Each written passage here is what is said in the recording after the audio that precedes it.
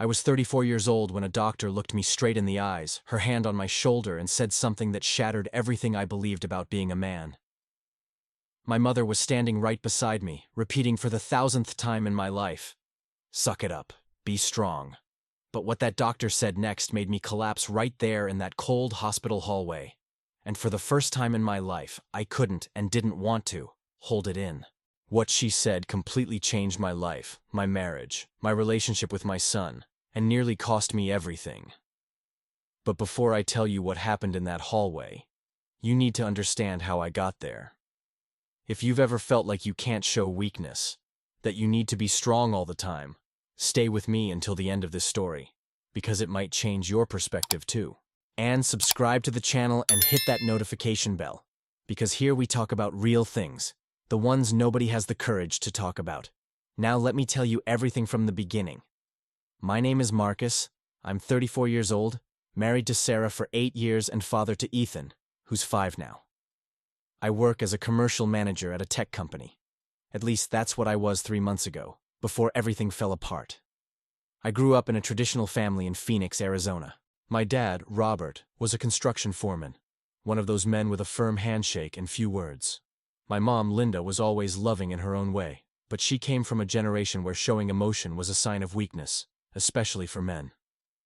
The first time I heard "suck it up," I was 6 years old. I had fallen off my bike and scraped my knee badly. I remember it like it was yesterday. Me running home, knee bleeding, tears streaming down my face, and my mom cleaning the wound, saying, "Boys don't cry, Marcus, suck it up." My dad just nodded from the living room, didn't even look up. That stuck with me, like a sacred teaching. When I was 12, my best friend Tyler moved to California. I was devastated. He was my only real friend. We did everything together. The night he left, I tried to cry in my room, but my mom's voice echoed in my head, so I swallowed it. Swallowed it and never spoke about it again. And this pattern repeated so many times in my life I can't even count. But there was one specific moment that completely shaped who I became, and it happened when I was 16. I'll tell you in a bit. But first you need to understand the weight this had. At 16, I was a junior in high school. Good student, played football, had friends. Externally, everything seemed perfect. But inside, I was falling apart.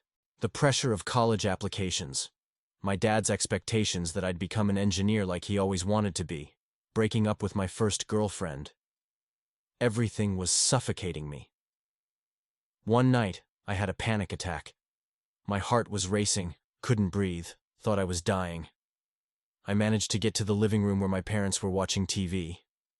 "Dad, Mom, I think something's wrong. I can't breathe right." My dad didn't even get up from the couch.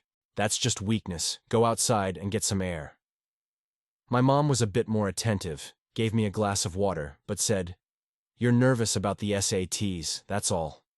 Suck it up and go study. It'll pass."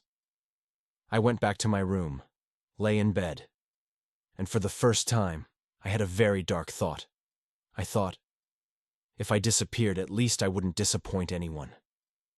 That thought scared me so much I forced myself to sleep, and the next day, I buried it in the deepest place I could find. And it was exactly that episode that created the adult Marcus. The Marcus who never asked for help. The Marcus who handled everything alone.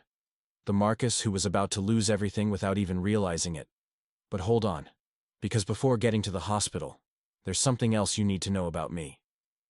I got into college, did business administration instead of engineering. My dad didn't speak to me for 2 months. Graduated, got a good job.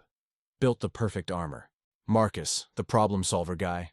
The guy who doesn't complain. The strong guy. I met Sarah at a graduation party. She is incredible. A psychologist, sensitive. One of those people who sees through masks. Early in our relationship, she tried to get me to open up. "Marcus, what are you feeling? Are you okay? You can trust me." But I didn't know how to do that. So I'd deflect with kisses, with plans for the future, with jokes. And it worked. We got married. It was beautiful. We built a life together. When Ethan was born, it was the happiest day of my life. I held that tiny little being and thought, I'm going to be the best dad in the world for him. But what I didn't know was that I was going to replicate exactly what I learned. And it was on a Sunday afternoon, when Ethan was 4, that I realized for the first time that something was very, very wrong with me. But I ignored it. And that was my biggest mistake. Ethan had spilled juice on the couch. It was a silly thing, kids do that. But I exploded, yelled at him in a way that scared even myself. He started crying desperately, and you know what I said? "Stop crying! Boys don't cry over every little thing." I saw Sarah's look. It was horror. And something else. It was disappointment. She picked Ethan up, wiped his tears, and looked at me with a firmness I'd never seen. "We need to talk. Today. Tonight." That night she confronted me, said I was emotionally unavailable, that I didn't open up, that I was raising our son with the same traumas I carried, that she felt alone in the marriage, like she was married to a wall. I did what I always did, denied it, said she was exaggerating, that I was a good husband and father. We slept with our backs to each other. But the truth is, her words haunted me. And in the following months, things only got worse. It got to a point where I'd wake up at dawn with chest tightness, but I wouldn't tell anyone, until the day came that changed everything. 3 months ago, I was at work. We had just lost a huge client, my team had missed targets, and my boss called me into his office. He was direct. "Marcus, you've been a great employee, but we need to make some cuts. I'm going to have to let you go." My world shook, but I showed nothing. Shook his hand, said I understood, packed my things, and left. I got home in the middle of the afternoon. Sarah was at work, Ethan at school. I sat on the couch and nothing. Felt such an enormous emptiness, but no tears. Just a weight in my chest that kept growing, growing, growing. I didn't tell Sarah that day, or the next. Pretended I was leaving for work normally. Would go to a coffee shop, stay there a few hours, come back. 2 weeks later, she found out when our joint account didn't get my paycheck deposit. The fight was ugly. How do you hide something like this from me? We're a couple, we're family. I simply couldn't explain. Couldn't say I felt like a failure, that I was ashamed, that I thought she'd see me differently. And it was that same night that what took me to the hospital happened. But it wasn't me who was sick. It was someone much more important. And when I say this changed everything, I'm not exaggerating at all. It was almost midnight. We had fought at dinner. Sarah had gone to bed early, furious. I was on the couch, scrolling through my phone without really seeing anything, when Ethan appeared. "Dad, my stomach hurts." I kind of ignored it at first. "It's because you ate junk, it'll pass. Go back to bed." But he stayed there. "Dad, it really hurts." I got up, kind of irritated, and when I looked at him I saw he was pale, sweating. Touched his forehead. He was burning up. "Sarah! Sarah!" She came running. As soon as she saw Ethan, she went into action mode. We grabbed him and went straight to the hospital. On the way, Ethan was crying in pain, and each moan of his was a stab in my chest. We arrived at the ER.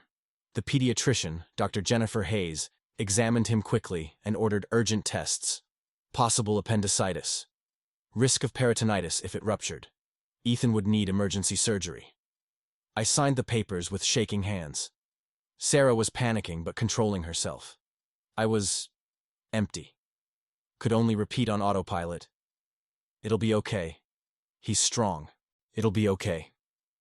And it was while they were prepping my 5-year-old son for emergency surgery that my mother arrived at the hospital. And what she did when she saw the situation almost broke me completely. Almost. But who really broke me was the doctor. My mom arrived terrified. I had called her on the way. When she saw Ethan being taken to surgical prep, she came to hug me. I was rigid, frozen, felt my eyes burning, that feeling that tears were coming, but a force was holding me back. It was Ethan, my son, my boy. And I couldn't even cry. My mom held my face. "I know this is hard, son, but you need to be strong now. For Ethan. For Sarah. Suck it up and stay firm." And it was at that exact moment that Dr. Hayes, who had heard everything, approached us. And what she said next destroyed 34 years of emotional construction in less than a minute. Dr. Hayes approached, looked at my mother with respect but firmness, and said, "With all due respect, ma'am, but that's exactly the kind of advice that's killing men in America." My mother was speechless. So was I. The doctor continued, now looking directly at me. "Marcus, I've been a doctor for 15 years. And you know how many men I've seen come in here too late? With heart attacks, with strokes, with deep depression, some even suicidal? You know what they all have in common?" She paused. They all spent their entire lives sucking it up. I felt something break inside me. She continued, "Your son is going to be fine. The surgery is relatively simple. He's healthy, young. But I need you to understand something. If you don't allow that man inside here," she pointed at my chest, "to feel things, cry, panic, feel fear, you won't be here to see your son grow up, because you'll be another statistic." Sarah had moved closer and was hearing everything. The doctor wasn't finished. "And worse, you know what your son will learn watching you suck it up today? He'll learn that even when the person you love most in the world is in a dangerous situation, you can't feel. And then the cycle continues. Another generation of emotionally incapacitated men." Her words dropped like bombs. "So I'm going to give you a medical prescription right now, Marcus, and I need you to follow it strictly. Cry. Cry now. Cry later. Cry whenever you need to. Because men who cry are men who live. Men who swallow are men who die inside until there's nothing left." And then she looked at my mother. "Ma'am, I know you raised your son with love, the way you learned. But times have changed. And we know now that repressing emotion isn't strength, it's self-destruction." My mother had tears in her eyes. Dr. Hayes squeezed my shoulder. "Now, if you'll excuse me, I'm going to take care of your son. And when he wakes up, he's going to need a whole father, not a robot." She walked away, leaving us there in the hallway. And I collapsed. Right there, in the middle of the hospital corridor, in front of my mother, my wife, strangers, I collapsed. I cried like I'd never cried in my life. Cried for Ethan. Cried for myself. Cried for the 6-year-old boy with the scraped knee. Cried for the 16-year-old who thought about disappearing. Cried for the man who lost his job and couldn't ask for help. Cried for all the years I spent trapped inside myself. Sarah hugged me, and for the first time, I let her. Let her hold me while I fell to pieces. My mother also hugged me, crying. "I'm sorry, son. I'm so sorry. I didn't know. I didn't know." Ethan's surgery lasted an hour. Went perfectly. When he woke up, still groggy from anesthesia, he looked at me and said, "Dad, are you crying?" And you know what I answered?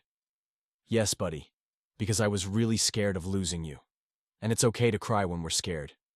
It's okay to feel." He gave a weak little smile and said, "I was scared too, Dad." "I know, champ. And you were very brave." That was 3 months ago.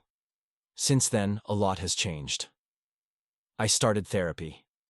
It's been one of the hardest and most liberating processes of my life. Found out I had generalized anxiety for years and never treated it. Discovered that repressing emotion created a cycle of anger explosions that hurt those I loved most. Found a new job. Doesn't pay as well as the previous one. But I learned to ask for help, to share worries with Sarah, to be a real partner. My relationship with Ethan changed completely. We talk about feelings now. When he falls and cries, I comfort him. When I'm sad, I don't hide it. And my mom? She also started therapy. Called me last week crying, saying she spent her whole life swallowing too, and now she's learning to feel. Dr. Hayes' words destroyed me, but rebuilt me too. Saved me. If you made it this far, I need to tell you something. It's okay not to be okay. It's okay to cry. It's okay to ask for help. That doesn't make you less of a man. It makes you human. If this story touched you in any way, subscribe to the channel, leave your like, and share it with someone who needs to hear this. And leave in the comments, have you been through something similar? Let's create a support network here. And remember, Men who cry are men who live. Big hug, and see you in the next video.